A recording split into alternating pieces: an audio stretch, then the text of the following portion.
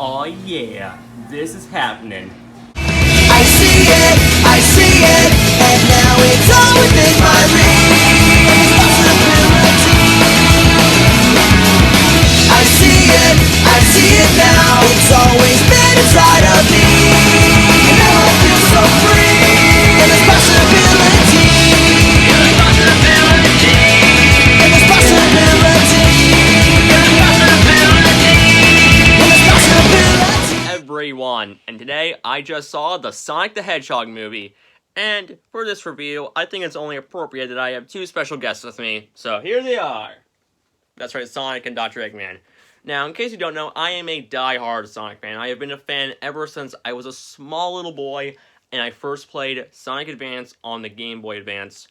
And I love this series ever since. I mean, there have been bad games every now and then, like Rise of Crap, aka Rise of Lyric.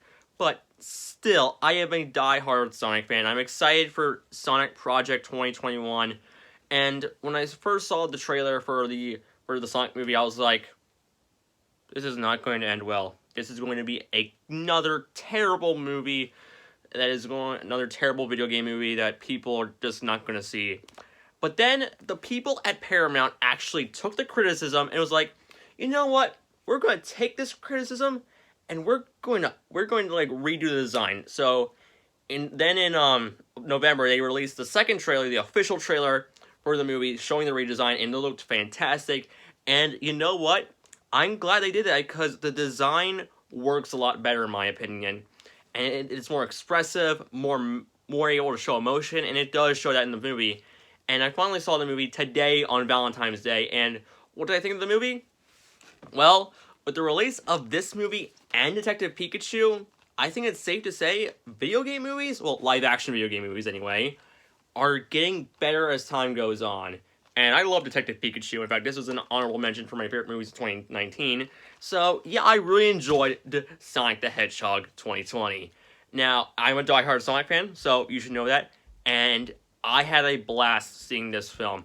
Now, let's talk about the plot. Now, without getting into much spoilers, I do appreciate one thing about this movie. One thing I really appreciated was how, you see, in the Sonic games, there's sometimes where they're in the human world and sometimes where they're just not. Like, for example, in the Sonic Adventure games, they're in Station Square, and it's really confusing, because how do they get into this place? Because people are all like, okay, maybe this is on a different planet. And in the games like Sonic Heroes and, what else? Sonic Lost World and Sonic Forces, there are no humans to be seen other than Dr. Eggman. So it kind of is confusing, but in this movie, they say that Sonic is from a different world, and Earth is on a different planet. So yeah, they established that Sonic's from a different planet, and I like that because in the games it's confusing. Now, this isn't a canon film to the franchise, of course it's not, but I do like how it does say that, oh yeah, Sonic and Earth are on different planes of existence. And yeah, I really like that. As for the plot of the film, I won't go into much spoilers, but for what I can say, basically they do establish why Sonic is on Earth, and I won't give that away, but I do really like the explanation.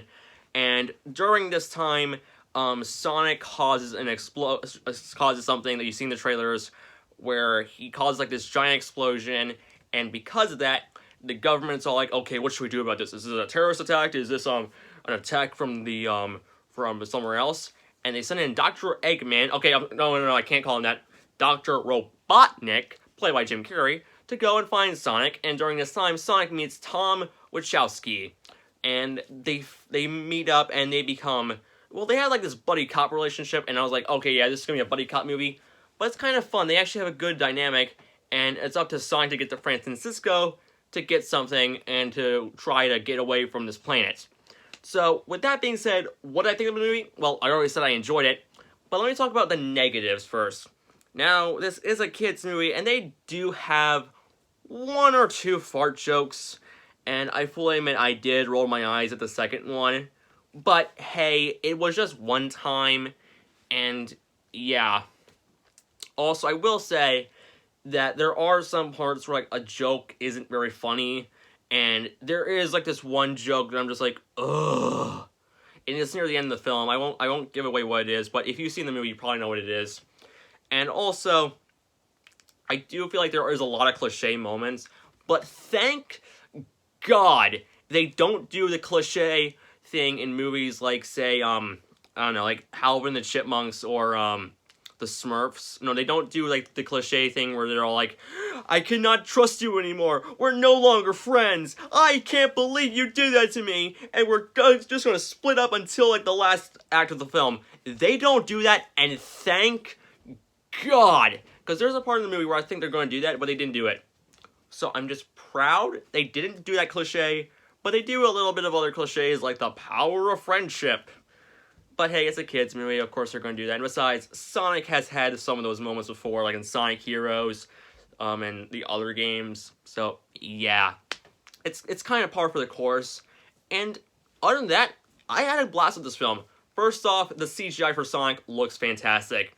It looks like they took the time to animate him, and he just looks fantastic. It's like Who Framed Roger Rabbit. There were a lot of moments in the movie where I'm like, oh my god, it feels like Sonic's really there with the way he's interacting with the characters. It doesn't feel like, oh, he's just, you can kind of, it's not like, say, oh, he's obviously not talking to Sonic. Well, of course he's not talking to Sonic, obviously, but it feels like he is. The way the animation, the way the animation interacts is fantastic, and I even like some of the stuff they do in the film, with how, like, Sonic runs around, you see, like, duplicates, because of how fast he is, you see, like, duplicates, and I really like that.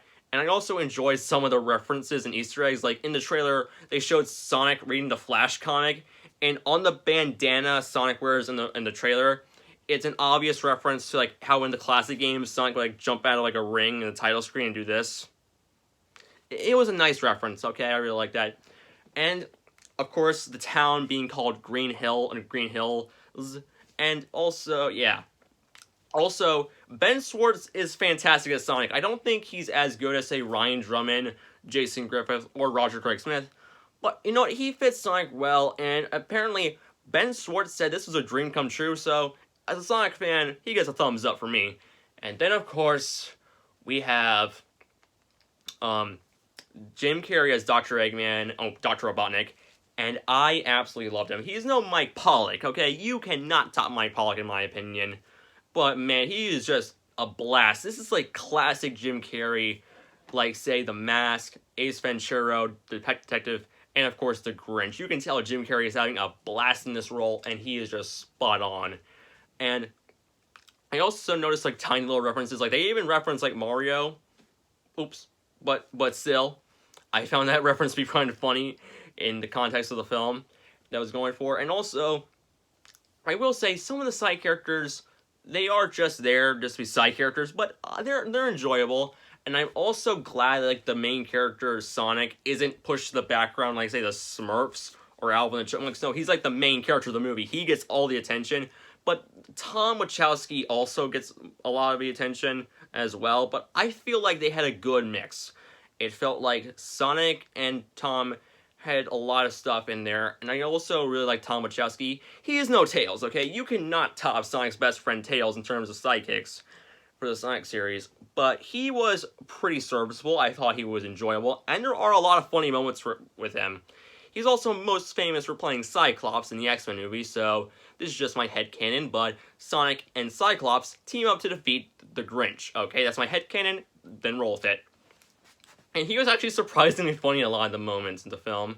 And yeah, the action's pretty fun, as per always. And yeah, I had a blast with this film. And also, if you're a Sonic fan, you're going to appreciate something that's in the first scene in the movie. If you're a Sonic fan like me, you're going to love it. And also, if you're a Sonic fan, stay for the mid-credit scene. It is beautiful, and my theater was all in applause. Like, I'm not even joking. My theater was applauding at the mid-credits scene. It was that big. I won't give it away, but if you have seen the movie, you know what I'm talking about, and man, I'm just like, where is my sequel? Go see this movie. I want a sequel right now. I want to see what they do with this, and I feel like they could make a good franchise with this game, and I mean with this movie. And also, they actually did some references in the credits, which I really appreciate as a Sonic fan. So yeah, that being said, don't go into this movie expecting it to be high art and entertainment. Don't go in thinking, oh yeah, this is going to be like Citizen Kane, this is going to be like Avengers Endgame. No, don't go into that mindset. Just go into the mindset of have fun. Because that's what this movie is. It's fun to watch. I highly recommend it, especially if you're a Sonic fan. And as a Sonic fan myself, I'm giving this movie 8 out of 10. It's an 8 out of 10. But for a video game movie, that's a pretty good rating. So yeah. So I hope you enjoyed this video, and comment down what you thought of the Sonic movie in the comment section below. With that being said, see you all later, and gotta go fast.